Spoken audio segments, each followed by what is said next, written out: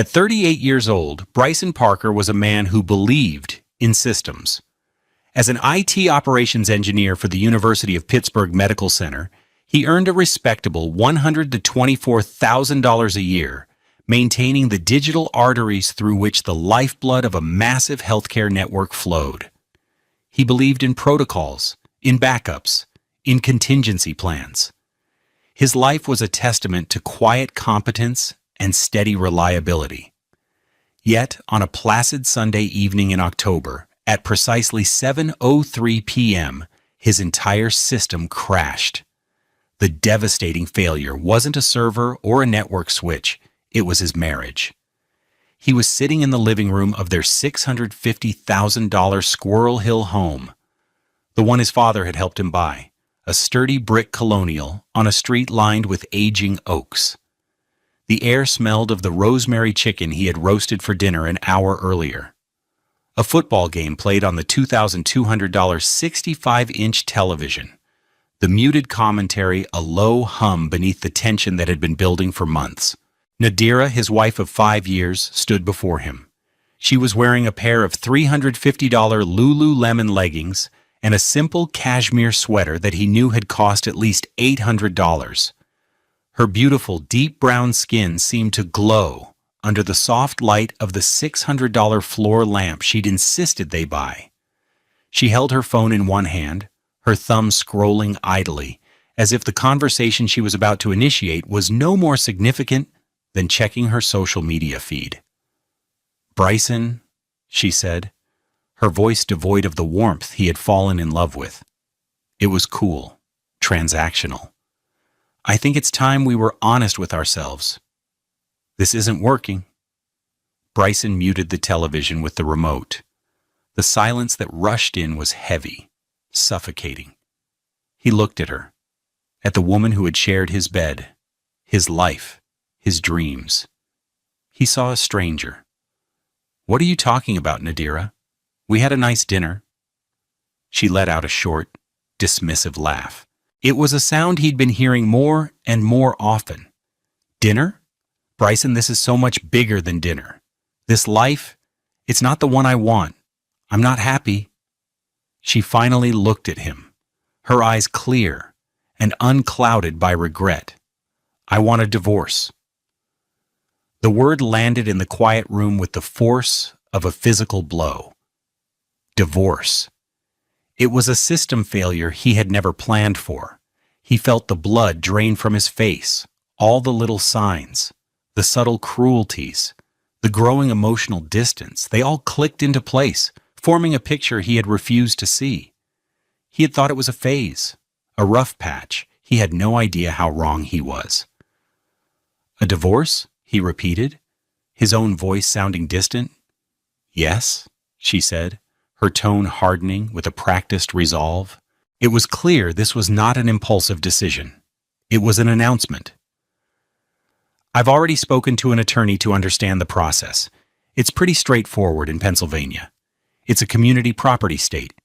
We sell the house, split the equity, we divide the savings, the investments, your 401k. It'll be a clean, even 50-50 split. It's only fair."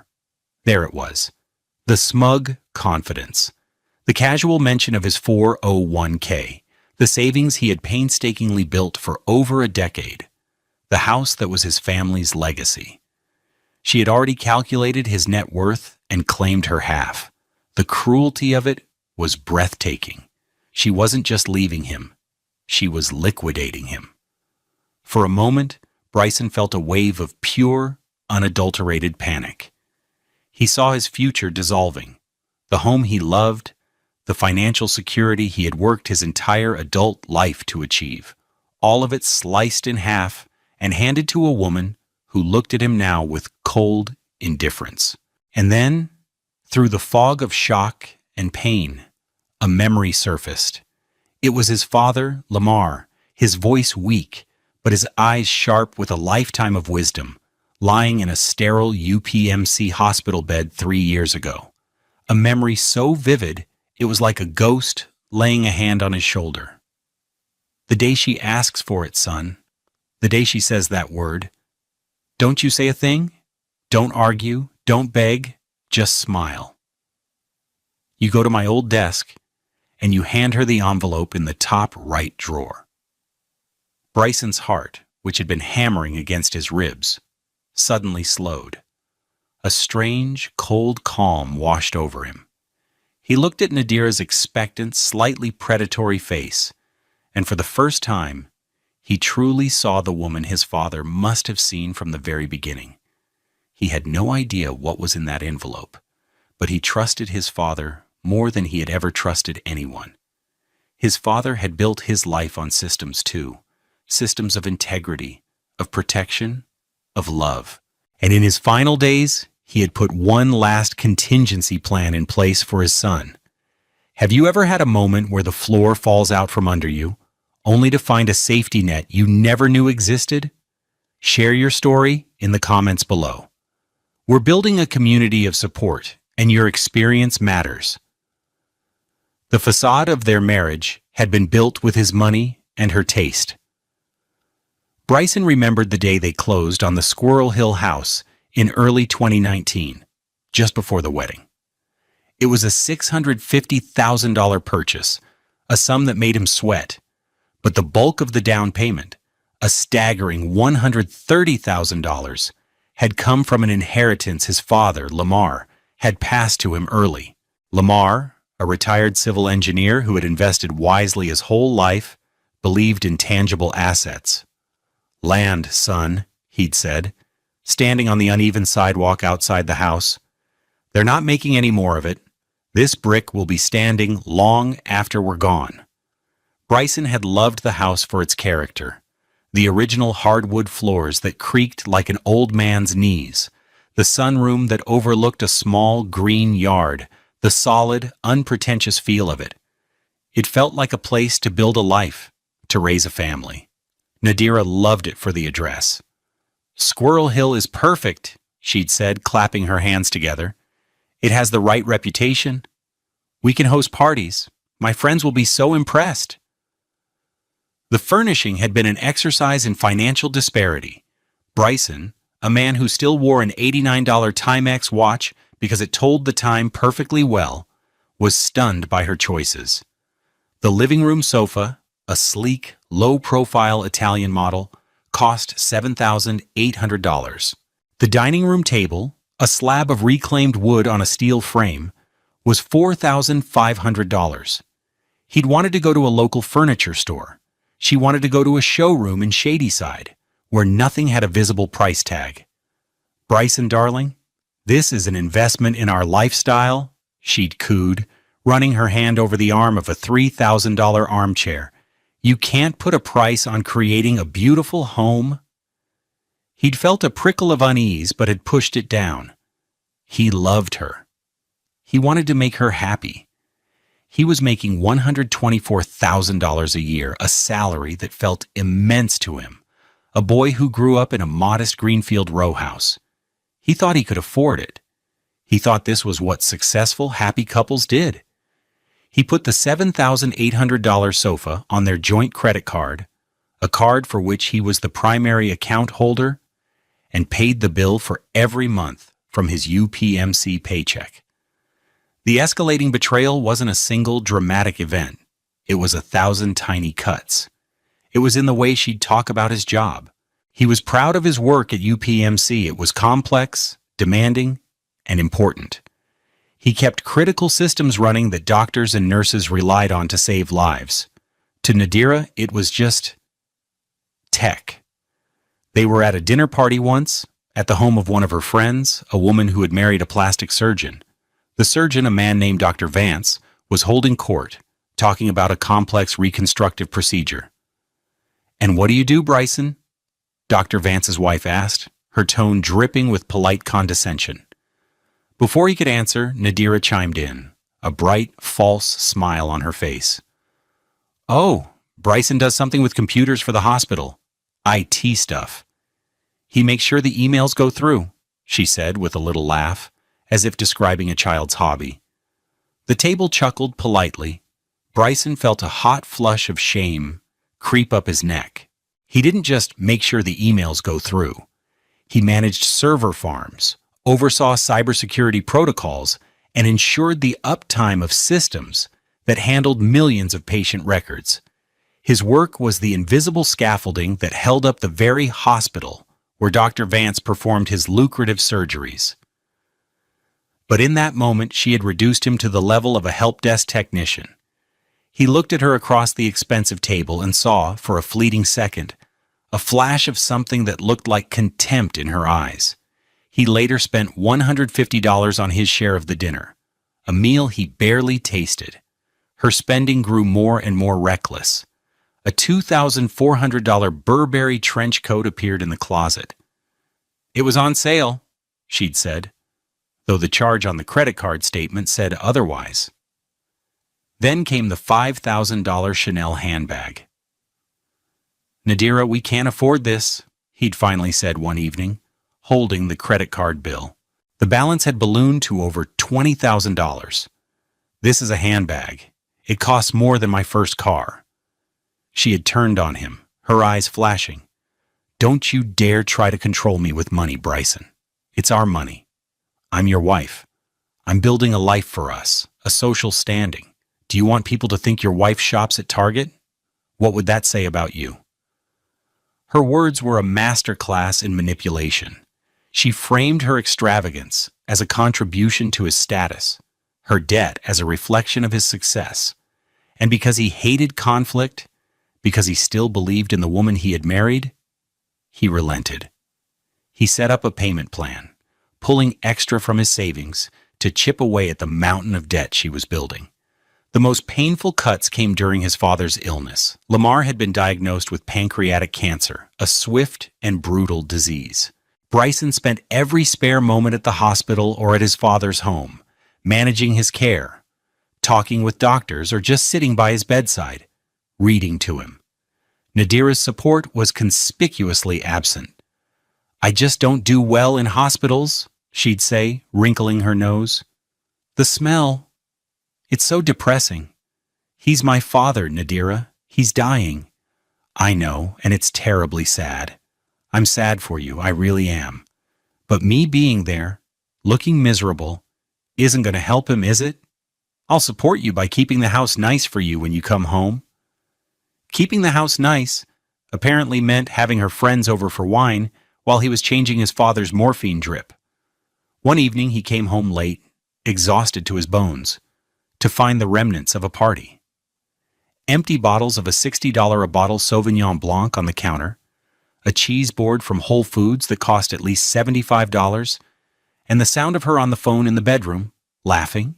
He stood in the hallway, hidden by the shadows, and listened. "I just can't wait for this all to be over," she was saying to her friend Chloe. "It's such a drag, the constant gloom, and Bryson is just so mopey." "Honestly, Chloe, once the inheritance comes through and we get all this sorted, things will be so much better. I'm thinking we could renovate the kitchen, a full Sub-Zero and Wolf appliance package. It's about a $40,000 upgrade, but it would add so much value to the house. Our house." He felt the air leave his lungs. His father was dying, and she was mentally spending the inheritance on kitchen appliances. She wasn't seeing his pain. She was seeing a financial inconvenience that would soon resolve into a windfall. That night, for the first time, he didn't get into their bed. He slept on the $7,800 Italian sofa, the cold leather a fitting comfort for the iciness that had entered his heart. He had no idea that her plans were far grander than a kitchen renovation. They had no idea what was coming. The memory of his father's foresight was a lighthouse in the storm of Bryson's crumbling marriage. The strategic planning hadn't been Bryson's. It had been Lamar's. It had started on a gray afternoon in late September 2019, a month before the wedding. Bryson was neck-deep in floral arrangements and seating charts, domains where Nadira's word was law. He had just approved a $12,000 charge for the caterer, a price that made his stomach clench. His phone buzzed. It was his dad. "Son, can you meet me? My old office in Greenfield. It's important." Lamar had kept his small two-room office space even after retiring. It was on a second floor above a bakery on Murray Avenue. The air on the stairs always smelled of fresh bread and aging paper. The office was the antithesis of Bryson and Nadira's Squirrel Hill home. It was cramped, cluttered, and deeply personal. The walls were covered in framed blueprints of bridges and municipal buildings Lamar had designed. His desk was a massive, scarred oak behemoth from the 1950s, and the chairs were worn leather. A faint scent of his father's pipe tobacco, a habit he'd given up years ago, still clung to the curtains. Lamar was there with another man, Mr. David Egan, a lawyer whose firm had handled the Parker family's affairs for 40 years. Mr. Egan was a kind, silver-haired black man with a reassuringly calm demeanor. On the desk between them was a thick stack of documents bound in a blue cover. "Bryson, sit down," Lamar said, his voice serious. Bryson sat, a feeling of unease settling over him. "Is everything okay, Dad?" "Everything's fine," Lamar said. "We're just doing some planning. David has drafted something for you. For you and Nadira to sign before the wedding." Mr. Egan slid the document across the desk. The title on the cover read, "The Lamar Bryson Legacy Trust." Bryson picked it up. "A trust? Dad, what is this? Like a prenup? Nadira will hit the roof. She'll think I don't trust her." Lamar looked at his son, his gaze steady. "This isn't about not trusting her, Bryson. This is about being smart. This is about protecting what our family has built. My father worked in the steel mills for 40 years. I worked as an engineer for 45. The money I gave you for the down payment on that house, the savings account I started for you when you were born, that's not just money. That's a legacy of sweat and sacrifice. It belongs to the Parker name." "Mr." Egan chimed in, his voice gentle. "It's not a prenuptial agreement in the traditional sense, Bryson. A prenup is an agreement between two parties about how to divide assets in a divorce. This is different. This is a trust. Specifically, an irrevocable trust that you establish before the marriage. The assets placed within the trust, the house, your premarital savings, your 401k as it stands today, are legally owned by the trust, with you as the sole beneficiary. They never become marital property. They are and always will be separate." Bryson was still reeling. "But she has to sign it. She'll never agree to sign away her rights to the house?" Lamar leaned forward. "Son, you are a good man. You have a big heart. And you see the best in people. That's your strength. But sometimes it can be a blindness. I like Nadira. She's charming. She's beautiful. But I've watched her. I see how she looks at things, not people. I see the price tags. Love should be built on a foundation of more than that." He sighed, a deep, weary sound. "Maybe I'm wrong. For your sake, I hope I'm a paranoid old man. But if I'm right, this document will be the most important thing I ever give you." The scene where Nadira signed it was almost comical in its banality. A few weeks later, they were at their kitchen island, surrounded by wedding-related paperwork, the caterer's contract, the venue agreement, insurance riders. Bryson's heart was pounding as he slid the blue-bound trust document into the stack. "Here's that last batch of stuff for the wedding, babe," he said, trying to keep his voice casual. "Just some venue forms and, some financial declaration stuff my dad's lawyer said we needed for the mortgage on the house." It was a partial lie, a lie of omission that felt like a stone in his gut. But he could hear his father's voice in his head. "She's not marrying you, son. She's merging with you."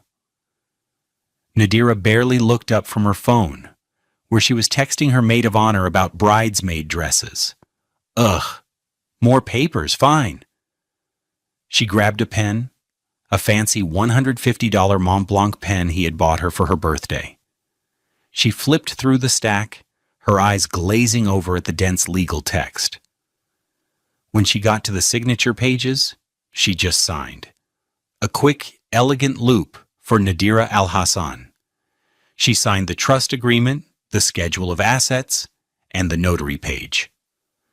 The next day, Bryson took the document to a local bank, where a notary, a pleasant woman named Sharon, watched Nadira sign the final notarization page during their lunch break. Nadira was on her phone the whole time, confirming a fitting for her $8,000 wedding gown. She complained about the inconvenience. "Can we make this quick? I have a call with the florist at 1. The notary stamped the page with a satisfying thud. The fee was $15. It was the best $15 Bryson had ever spent. He took the executed document back to Mr. Egan's office. Mr. Egan made several certified copies and handed Bryson one sealed manila envelope. "Put this somewhere safe," the lawyer advised. "Somewhere you'll remember."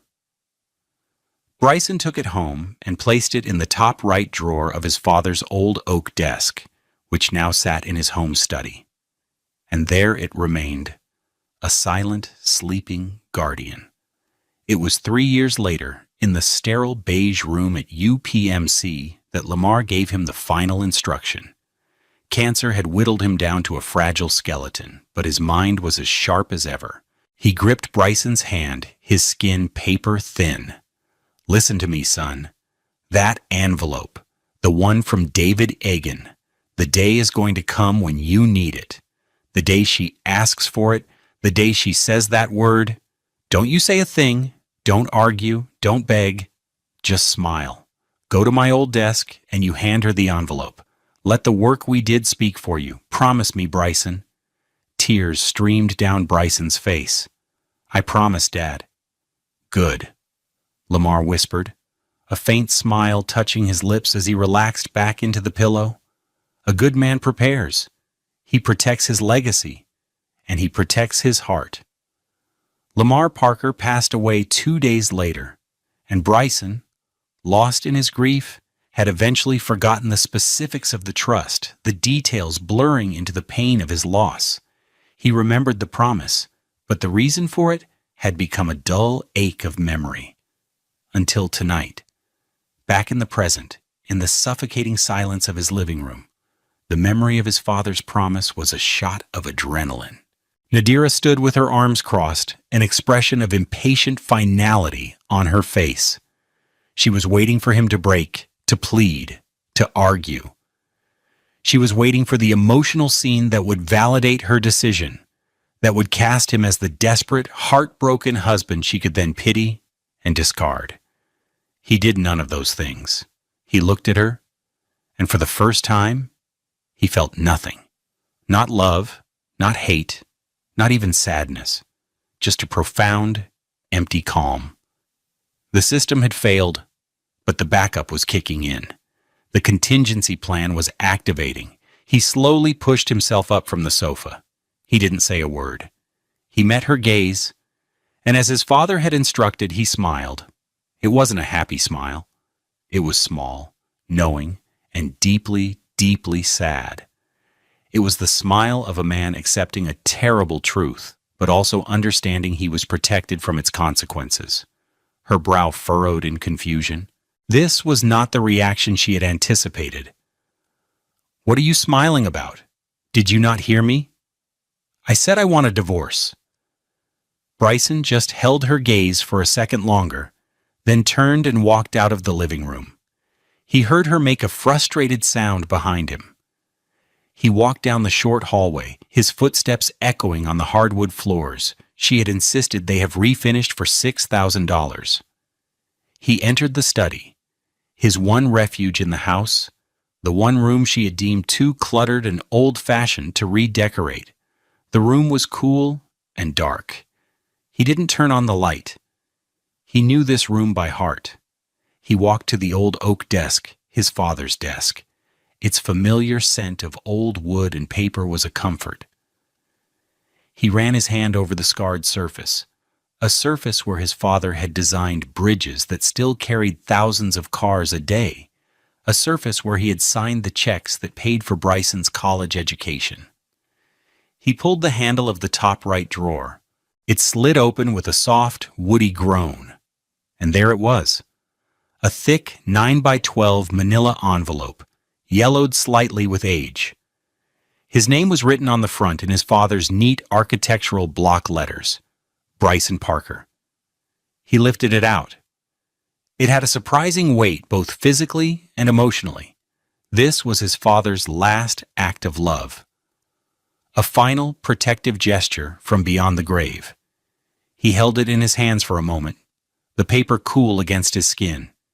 He could feel the dense stack of documents inside.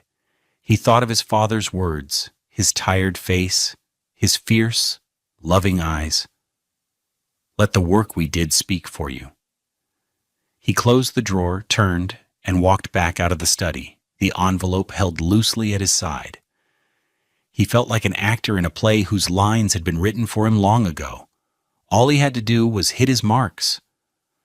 When Bryson re-entered the living room, Nadira was pacing back and forth on the $4,000 antique Persian rug she'd bought at an estate sale. Her arms were still crossed, her body language radiating impatience and irritation. The quiet, smiling obedience was clearly unnerving her.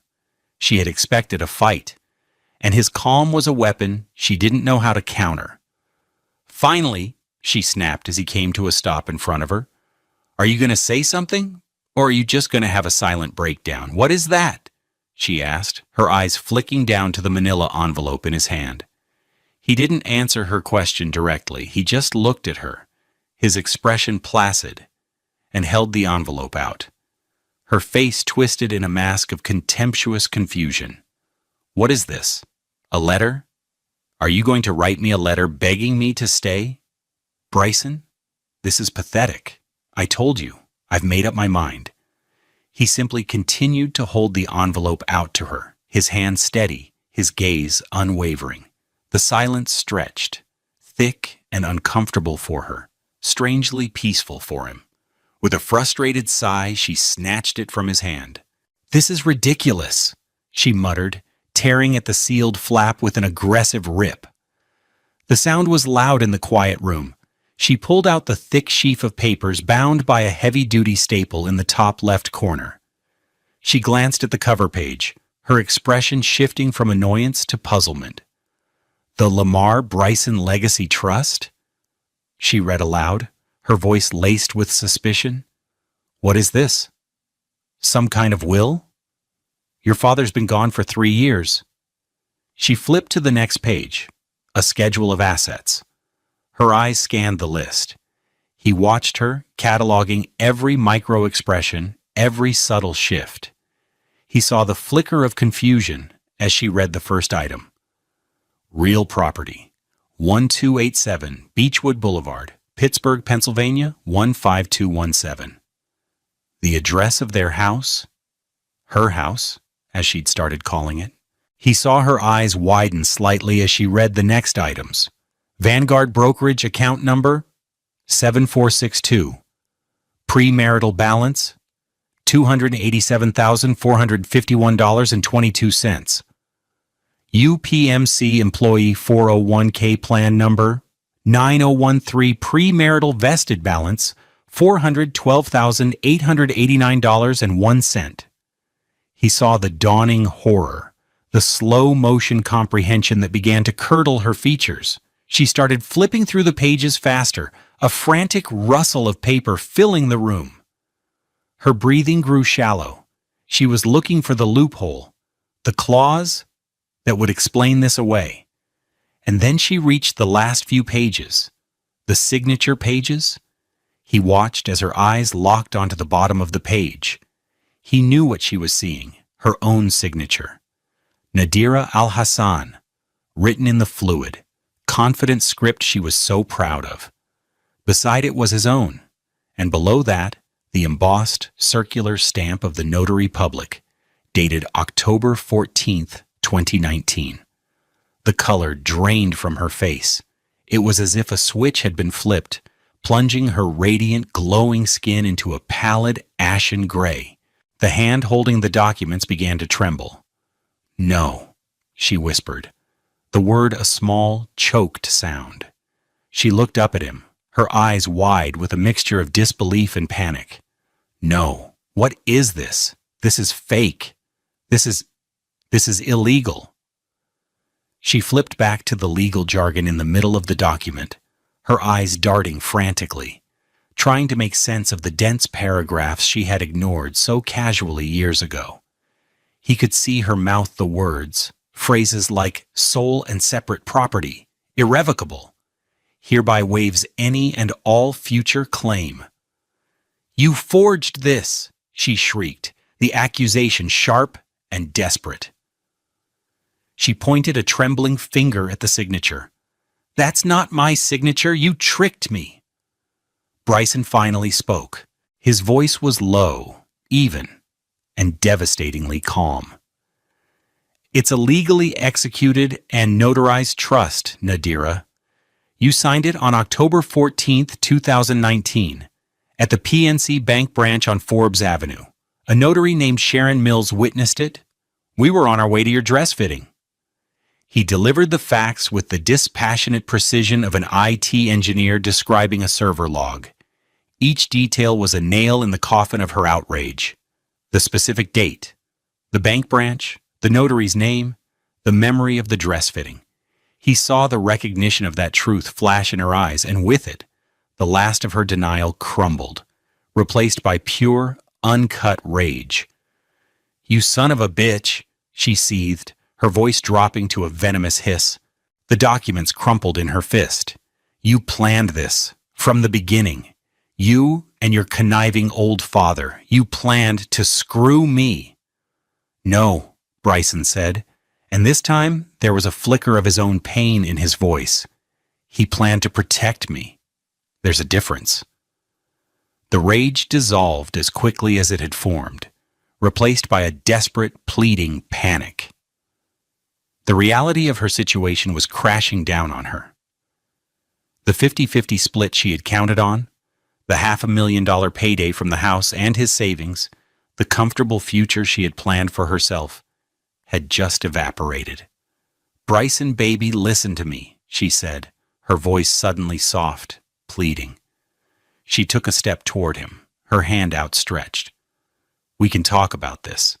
I was upset. I didn't mean it. I don't want a divorce. I love you. We can tear this up right now.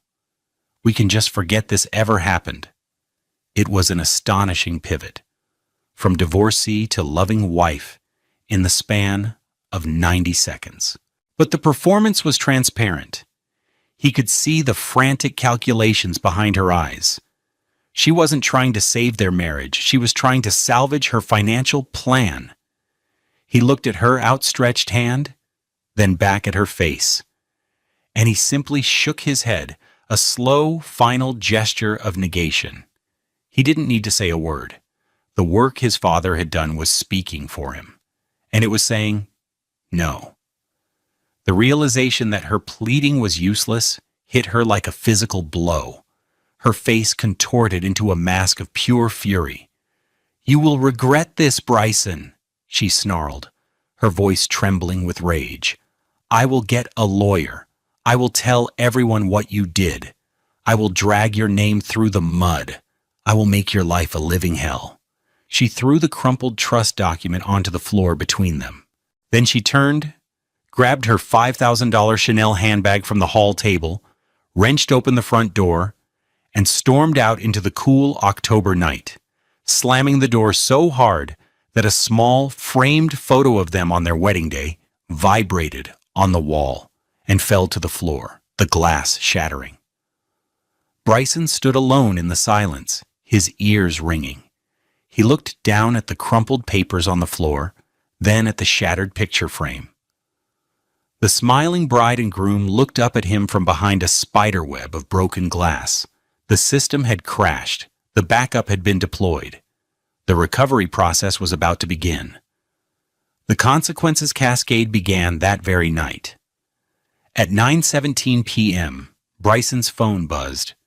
It was a text from a number he didn't recognize, followed by a voicemail.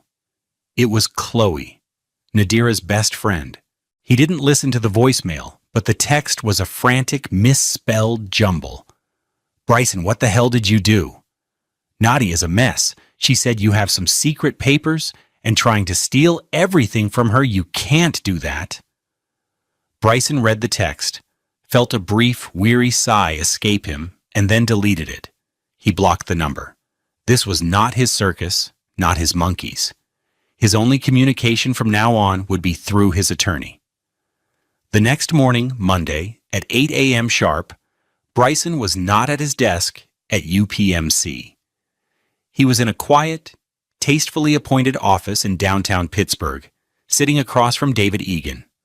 The lawyer looked older now, his silver hair a little thinner, but his eyes were just as kind and just as sharp.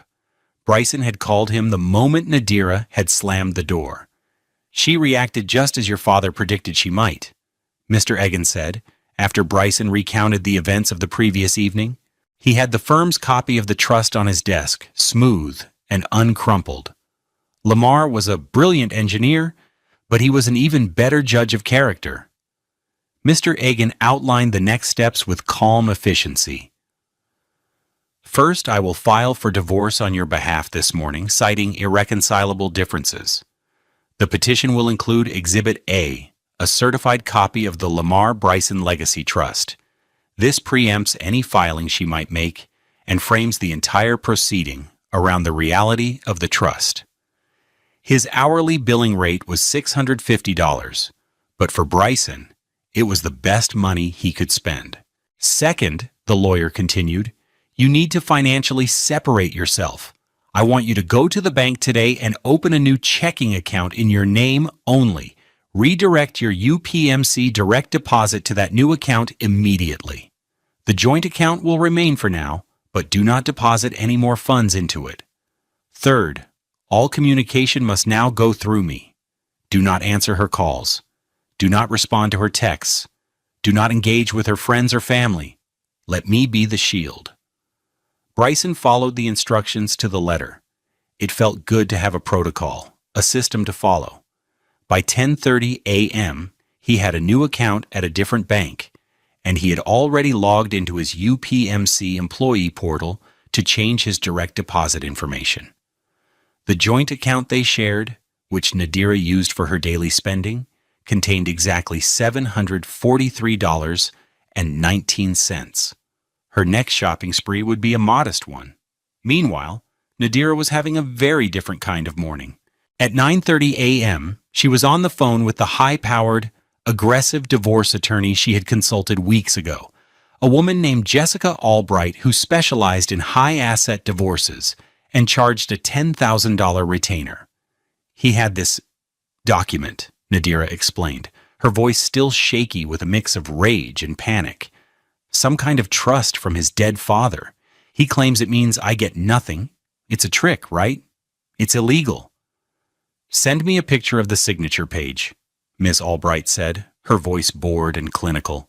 Nadira did. There was a long pause on the other end of the line. Bryson could only imagine the scene. The high-priced lawyer zooming in on the clear signature, the crisp notary seal, the date that predated the marriage certificate. "I just, Ms. Al-Hassan," the lawyer finally said, her tone shifting from predatory confidence to professional detachment. "This appears to be a valid, notarized signature on an irrevocable premarital trust. This is not a simple community property case anymore. The assets listed in this trust, the house, the specific brokerage and retirement accounts, are almost certainly untouchable. You signed your rights to them away 5 years ago."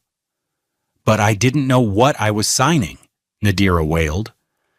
"That is generally not a defensible position in court, especially with a notarized signature," Ms.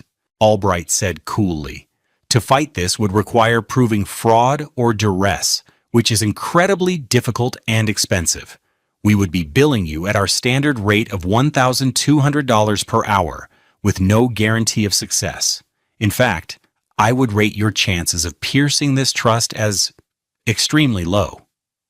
There was another pause. Given this new information, our firm will not be taking you on as a client. I will have my assistant refund your initial consultation fee, minus a 1-hour charge for this call. That will be $1,200. We wish you the best of luck." The click of the phone disconnecting was the sound of her first door slamming shut. The next blow came a week later. Mr. Egan sent a formal letter to the address of the friend's house where Nadira was staying. It stated that, as the house on Beechwood Boulevard was the sole property of the trust, she was required to arrange a time to retrieve her personal belongings and vacate the premises within 30 days. Reality began to set in. She started looking for apartments. Her part-time job as a gallery assistant paid her $28,000 a year, an income that was fine for supplemental spending when living in a $650,000 house paid for by someone else, but was cripplingly low for living on her own in Pittsburgh. The trendy apartments in Shadyside or Lawrenceville she browsed online were $1,800 a month or more, far beyond her reach. She was forced to look at listings in neighborhoods she used to turn her nose up at. Small, dated one-bedroom units in walk-up buildings with coin-operated laundry, renting for a more manageable, but still difficult, $950 a month. Then came the car. The $58,000 Audi Q5 she drove was a lease. The $712 monthly payment automatically debited from the joint account, with Bryson's income no longer flowing into that account. The next payment was declined. A letter arrived from Audi Financial Services. Mr. Egan's office informed them that Bryson Parker would no longer be responsible for the lease. Since Nadira couldn't possibly afford the payment on her salary, her only option was to voluntarily surrender the vehicle, an act that would trash her credit score. Her social world, once her primary source of validation, began to crumble. She met Chloe and another friend for lunch, trying to spin a narrative of being victimized by a cruel, manipulative husband. "He tricked me into signing something years ago," she said, dabbing at her eyes with a napkin. "He's trying to leave me with nothing." But Chloe's husband was a corporate lawyer. He had explained the function of an irrevocable trust to her in detail the night before. Chloe just stirred her iced tea, refusing to meet Nadira's gaze. The other friend looked uncomfortable. The sympathy she was fishing for wasn't there. Instead, there was a quiet, awkward pity. They saw her not as a victim, but as someone who had made a bad bet and lost. The lunch was short. The invitations to wine nights and dinner parties stopped coming. Her friends had been allied with her lifestyle, not with her. Without the glamorous house and the expensive car, she was just a woman with a low-paying job and a bad attitude. The final, most crushing blow was the credit card debt. The statements, which had previously been mailed to the Squirrel Hill house and paid by Bryson, were now forwarded to her friend's address. She opened them one by one. American Express, $12,450. Visa, $9,800. The Burberry store card, $4,200. A total of over $34,000 in debt for handbags, clothes, and expensive meals, all in her name. With her meager salary, it would take her decades to pay it off. 2 weeks after she stormed out, she left Bryson a voicemail. The rage and pleading were gone, replaced by a hollow, defeated tone. "Bryson, it's me. I got the letter from your lawyer. And the car? They're going to take the car. I don't know what to do. I have nothing. Please, just call me." He listened to the message, his expression unreadable. Then he pressed the number 7, and the robotic voice of the voicemail system confirmed, "Message deleted." The system was running as designed. 1 year later, the sunlight of a crisp October afternoon filtered through the canopy of golden leaves in Shenley Park. Bryson walked along a familiar path, a gentle breeze rustling the trees. He felt a sense of peace he hadn't realized was possible. The past year had been one of quiet rebuilding. not of houses or finances, but of self. He had kept the house in Squirrel Hill.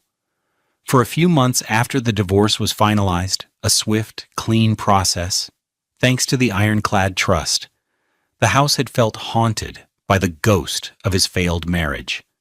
He'd considered selling it, moving somewhere new, but then he remembered his father's words. This brick will be standing long after we're gone. It was his legacy, his anchor, so he stayed.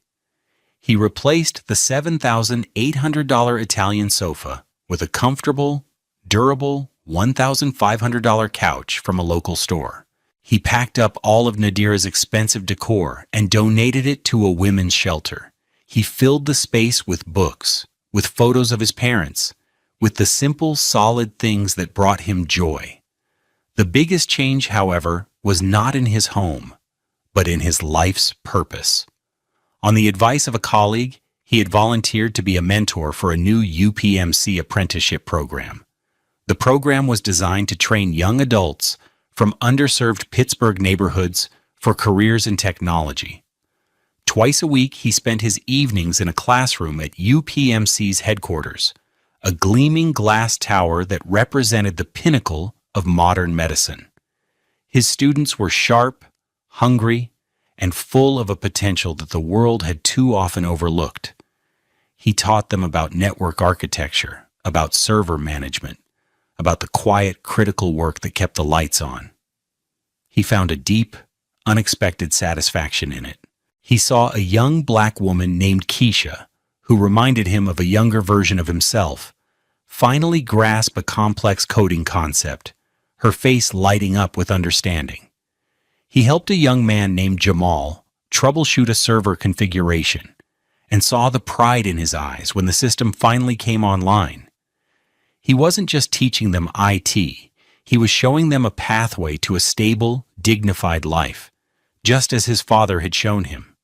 He was passing on a different kind of legacy. He occasionally heard things about Nadira through the grapevine. She was working 2 jobs now, the gallery and waiting tables at night. She was sharing a small apartment in Bloomfield with a roommate.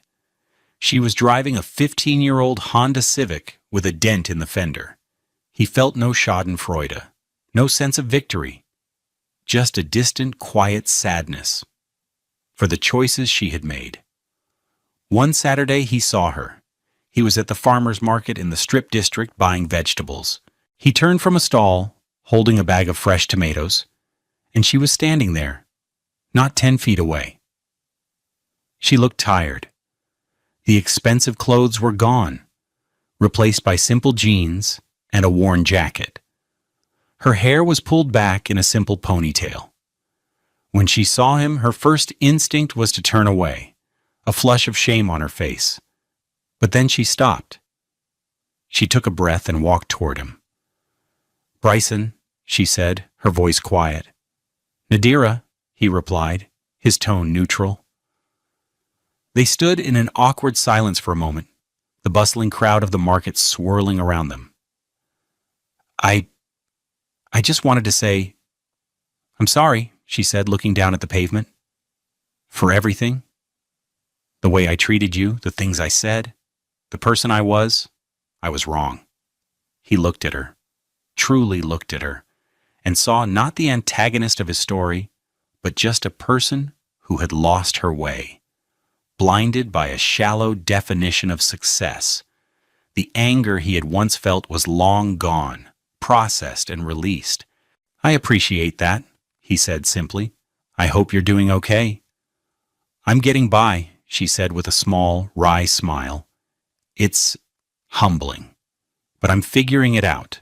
I'm paying my own bills, for the first time in my life, really." He nodded. "I wish you well, Nadira." He gave her a small, final nod and walked away, leaving her standing there among the crowds. He forgave her not for her sake, but for his. Forgiveness was the final step in his own system recovery, deleting the last corrupted file from his heart. Later that evening, sitting in his quiet study, he looked at the framed photo of his father on the desk. He finally understood the full depth of Lamar's wisdom. The trust was never an act of malice or cynicism. It was an act of profound, protective love. It was a tool designed not for revenge, sovereignty, but for accountability. It ensured that the consequences of a person's choices would fall squarely on their own shoulders. His father hadn't just left him a house and a portfolio. He had left him a blueprint for a life built on integrity and quiet strength. He taught him that true wealth isn't measured by the price tags on your possessions or the address where you live. It's measured in the stability you build, the knowledge you share, and the peace you cultivate in your own heart. It's the legacy of character you inherit, and the one you choose to build for yourself. The greatest treasures are the ones that can't be listed on a balance sheet or split in a divorce. They are the ones you carry inside you. What do you think is the most valuable thing a parent can pass down to their child? It's a question we think about a lot here at Love Beyond Pride. Let's discuss it in the comments. Your wisdom is part of what makes this community so special, so don't hesitate to share.